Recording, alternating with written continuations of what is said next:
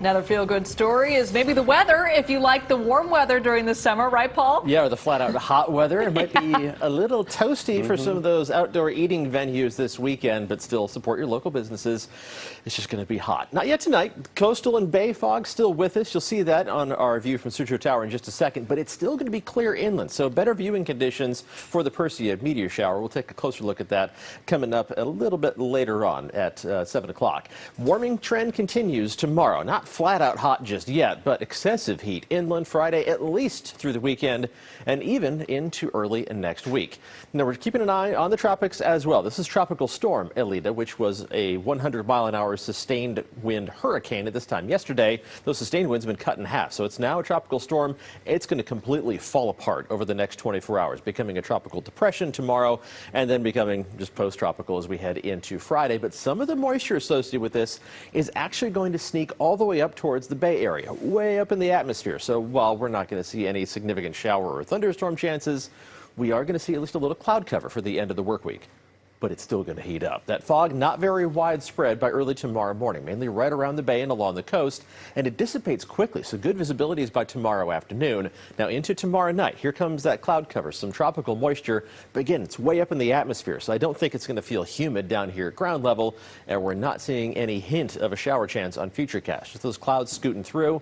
We'll keep an eye out just in case there's enough moisture for maybe a thunderstorm to pop up and produce some dry lightning strikes, but right now that looks like an outside chance, nothing to be overly worried about. There's the top of the tower of the Golden Gate Bridge. That's all you can see from Sutro Tower, and the fog streaming through the Golden Gate. Temperature only made it up to 64 degrees in the city. It was actually warmer at Half Moon Bay. Upper 70s in Fremont and then 80s for San Jose and Santa Rosa. Livermore made it up to 96 degrees. It's still 97 degrees in Fairfield, and we're just getting started with this hot weather pattern. 50s, 60s, 70s, 80s, and 90s. We got a 40-degree spread from Half Moon Bay to Fairfield for our range of temperatures on the map. Most locations in the 70s and 80s, the warmest spots in the lower half of the 90s right now. We'll drop back as we head through tonight, dipping down into the mid to upper 50s for the most part. The valleys of the North Bay and right along the coast could dip to the low 50s. Some of the warmer spots remaining around 60 degrees.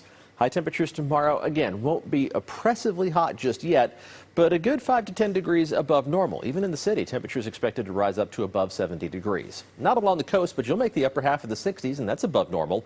Low to mid, some upper 80s for the South Bay, and then upper 80s and low to mid 90s for the Santa Clara Valley. The hot spots will be on the east side of the Diablo Range, around 100 degrees for Fairfield, Antioch, and Brentwood, and well into the 90s for most of the Tri-Valley. Not record-setting. We're going to compare and contrast those forecast highs and record highs a little farther down the line coming up later on as well. Temperatures in the low to mid-70s and some low 80s around the Bay, with upper 80s to around 90 degrees for the North Bay. You're also going to heat up to a much greater extent later on this week. Mid to upper 90s to around 100 degrees for northern Sonoma and Napa counties, Lake and Mendocino counties as well. Air quality becoming a bit more of a concern. Not flat out unhealthy yet, but at that moderate category for the East Bay and the Santa Clara Valley on Thursday, and likely to spread out with some more yellows on the map by Friday and Saturday. There's the peak of the heat. Friday and Saturday, we don't cool off a whole lot as we head into early next week, so hopefully the air conditioner is functioning properly.